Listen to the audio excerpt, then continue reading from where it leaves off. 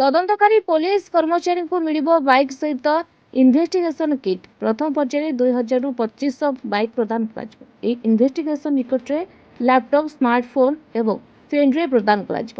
March 31 ସୁଦ୍ଧା ASI ଠାରୁ ଆରମ୍ଭ କରି ଆଇଆଇସି ପର୍ଯ୍ୟନ୍ତ ସେମାନଙ୍କୁ ମିଳିବ ବାଇକ୍ ସହିତ କିଟ୍। ଏହା ସହ ତେଲ ମେଣ୍ଟେନାନ୍ସ ବାବଦକୁ ଖର୍ଚ୍ଚ ଦିଆଯିବ।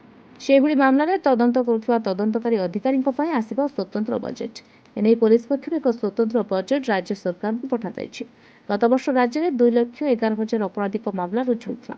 ଅଧିକାଂଶ ମାମଲାରେ ତଦନ୍ତକାରୀ ଅଧିକାରୀ ରାଜ୍ୟ ତଥା ରାଜ୍ୟ ବାହାରେ ତଦନ୍ତ କରୁଛନ୍ତି, ଯେଉଁଥିପାଇଁ ଅର୍ଥ ବାଧକ ସାଜୁଥିବା ବେଳେ ଏଥିପାଇଁ ପୋଲିସ ପକ୍ଷରୁ ଏକ ସ୍ୱତନ୍ତ୍ର ବଜେଟ୍ ପାଇଁ ରାଜ୍ୟ ସରକାରଙ୍କୁ ପ୍ରସ୍ତାବ ଦିଆଯାଇଛି।